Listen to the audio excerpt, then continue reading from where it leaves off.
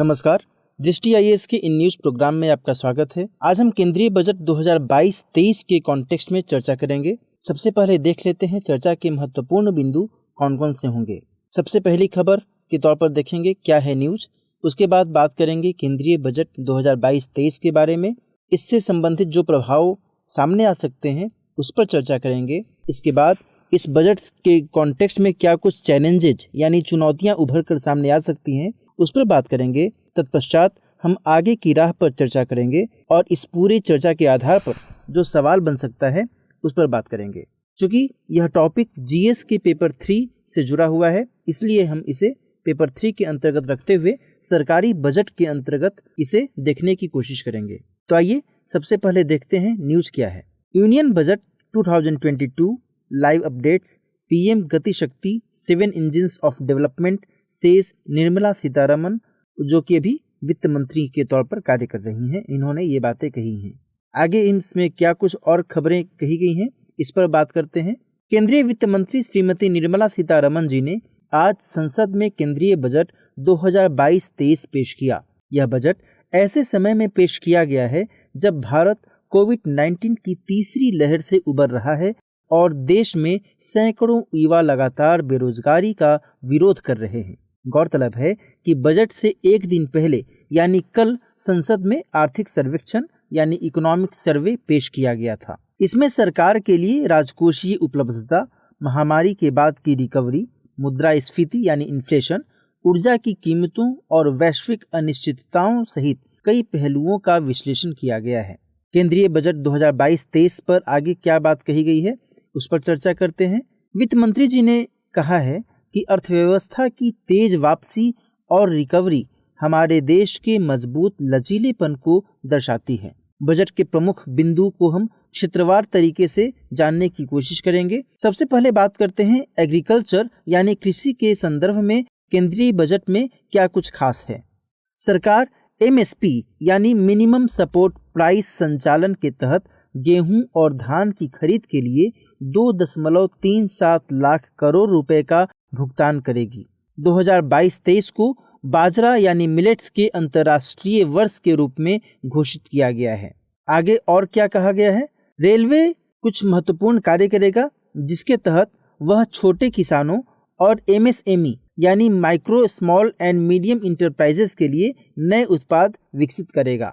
आयात कम करने के लिए घरेलू तिलहन उत्पादन बढ़ाने की बेहतर योजना भी लाई जाएगी। इसके अलावा बजट में कहा गया है कि किसान ड्रोन के जरिए फसल मूल्यांकन, भूमि रिकॉर्ड, कीटनाशकों के छिड़काव आदि से कृषि क्षेत्र में तकनीक का उपयोग बढ़ाने की उम्मीद की गई है। यानी कहने का मतलब ये हुआ कि एग्रीकल्चर के क्षेत्र में टेक्नोलॉजिकल डेवलपमेंट के माध्यम से एग्रीकल्चर को और अधिक बूस्ट देने की बात बजट में की गई है। 44,605 करोड़ रुपए की केन बेतवा नदी जोड़ो परियोजना की घोषणा भी आज के बजट में की गई है। इसके साथ साथ गंगा नदी कॉरिडोर के किनारे प्राकृतिक खेती यानी नेचुरल फार्मिंग को बढ़ावा देने की बात भी आज के बजट में की गई है, जो कि बहुत ही महत्वपूर्ण है। किसानों की स्थायी कृषि उत्पादकता यानी एग्रीकल्चरल प्रोडक्टिविटी और इनकम को बढ़ावा देने के लिए सरकार पूरे देश में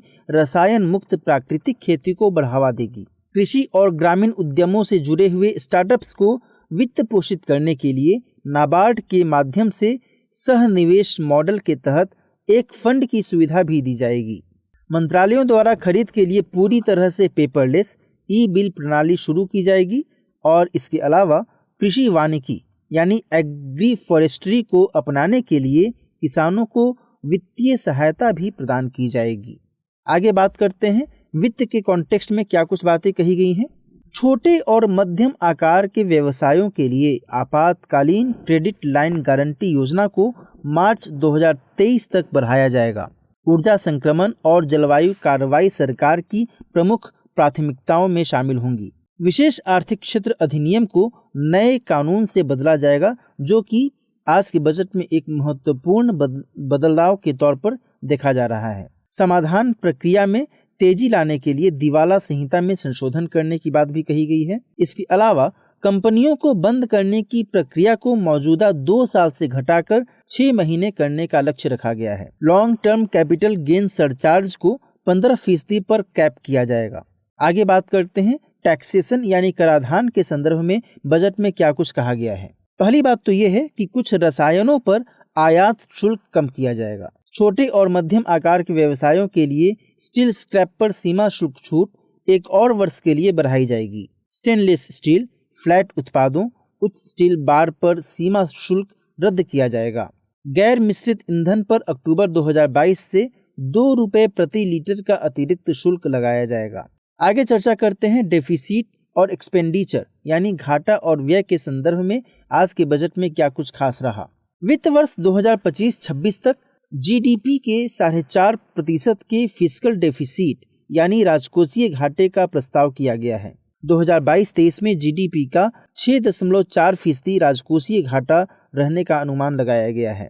2021-22 के लिए एस्टिमेटेड फिस्कल डेफिसिट, जिसे हम संशोधित राजकोषीय घाटा भी कहते हैं, वह जीडीपी का 6.9% रहेगा। 2022-23 में कुल खर्च 39.45 ट्रिलियन रुपए रहने की बात कही गई है। राज्यों को वित्त वर्ष 2022-23 में जीडीपी के 4% राजकोषीय घाटे की अनुमति दी जाएगी। 2022-23 में पूंजी निवेश खर्च के लिए राज्यों को 1 ट्रिलियन रुपए की वित्तीय सहायता योजना की बात कही गई है। इसके अलावा आज के बजट में डिजिटल करेंसी पर भी चर्चा की गई है। देखते हैं इसमें क्या कुछ कहा गया है। वित्त वर्ष 2022-23 से ब्लॉकचेन तकनीक का उपयोग करके डिजिटल रुपए की लॉन्चिंग की बात कही गई है। वर्चुअल डिजिटल संपत्तियों के कराधान के लिए योजना शुरू करना, वर्चुअल डिजिटल संपत्तियों की बिक्री से होने वाले नुकसान की भरपाई अन्य आय से नहीं की जा सकेगी, इस पर जोर दिया गया है। वर्चुअल डिजिटल संपत्ति से होने वाली आय पर 30% कर लगाया जाएगा।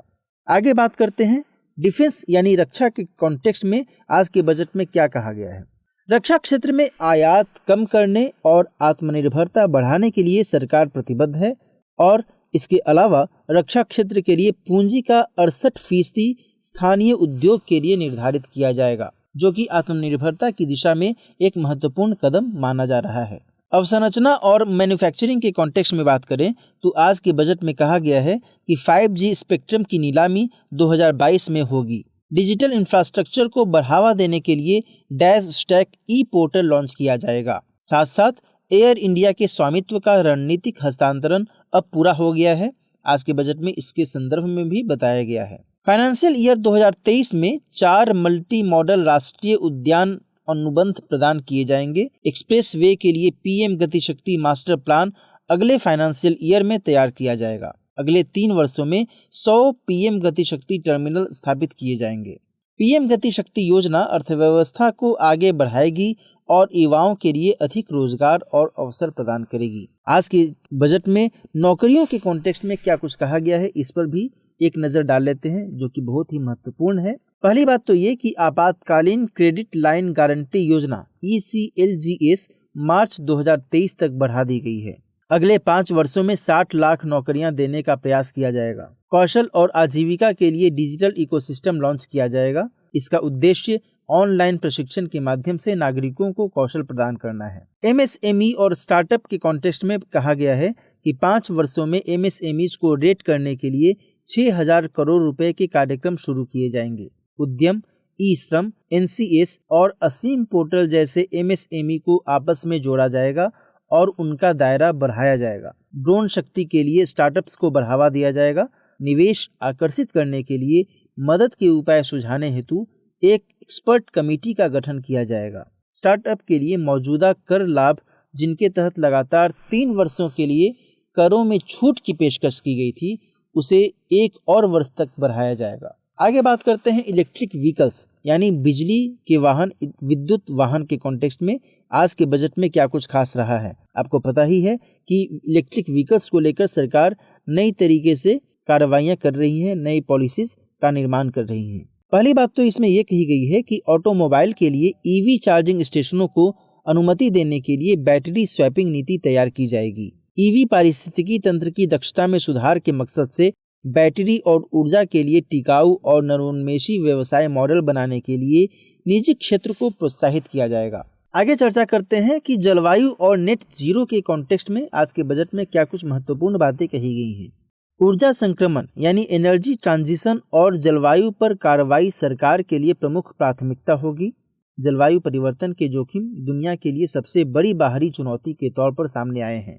धन का उपयोग उन परियोजनाओं के लिए किया जाएगा जो अर्थव्यवस्था में कार्बन इंटेंसिटी को कम करने में मदद करेंगी।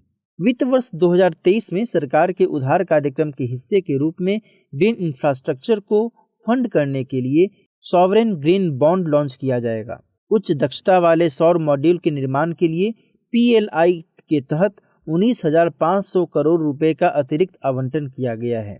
अब बात करते हैं इस बजट के कॉन्टेक्स्ट में क्या कुछ प्रभाव सामने आ सकते हैं। इस बजट का मेट्रो रेल से जुड़े मानकीकरण पर प्रभाव पड़ेगा। नल से जल योजना से पूंजीगत व्यय और ग्रामीण विकास पर भी फोकस रहने की संभावना है। डिजिटल मुद्रा के विस्तार से सरकार के डिजिटल समावेशन एजेंडे को बढ़ावा मिलेगा। PM गति शक्ति और अन्य बुनियादी कार्यक्रमों के तहत राजमार्ग नेटवर्क के विस्तार और नए एक्सप्रेसवे के निर्माण से मेट्रो शहरों के आसपास के छोटे शहरों को अधिक और कुशल तरीके से जोड़ने में मदद मिलने की संभावना है। बैटरी स्वैपिंग नीति से EV के बुनियादी ढांचे के विस्तार और EVs को अधिक व्यवहार्य बनाने में भी मदद मिलेगी।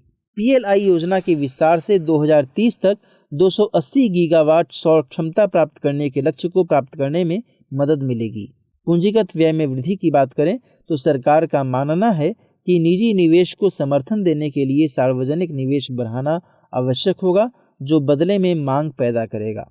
पर्वतमाला परियोजना से पहाड़ी क्षेत्रों में परिवहन से जुड़ी भीड़ भाड़ कम होगी और पर्यटन को बढ़ावा मिलेगा, जो कि आज के बजट में महत्वपूर्ण तथ्य के तौर पर सामने आ रहा है।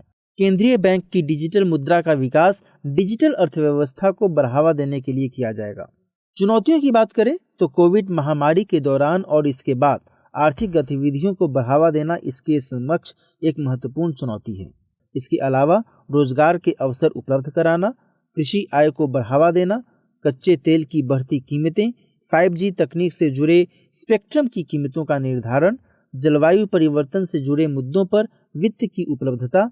इस बजट में MSP नीतियों, मनरेगा और रक्षा क्षेत्र पर कोई विशेष चर्चा भी नहीं की गई है। ये सभी जो पहलू हैं वो इस बजट के समक्ष कुछ महत्वपूर्ण चैलेंजेस के तौर पर सामने दिख रहे हैं। आगे बात करते हैं इस पूरी चर्चा में क्या कुछ निष्कर्ष निकलकर सामने आ रहा है। इस बार का बजट मुख्यतः कैपिटल एक्सपेंडिचर के जरिए आर्थिक गतिविधियों को बढ़ावा देने और आर्थिक रिकवरी पर केंद्रित दिखाई देता है। ऐसे में सभी क्षेत्रों को समान विकास के अवसर उपलब्ध कराने की जरूरत है। साथ ही कृषि, MSME और रोजगार जैसे कुछ क्षेत्रों पर विशेष ध्यान देना होगा। बात करते हैं आज के सवाल की। सवाल है, केंद्रीय बजट 2022-23 के प्रमुख प्रावधानों पर चर्चा कीजिए। बताइए कि इसमें कोविड महामारी के दौरान आर्थिक रिकवरी के क्या प्रयास किए गए हैं। आज के सेशन में इतना ही। मिलते हैं नेक्स्ट सेशन में नए टॉपिक के साथ। तब तक के लिए नमस्कार।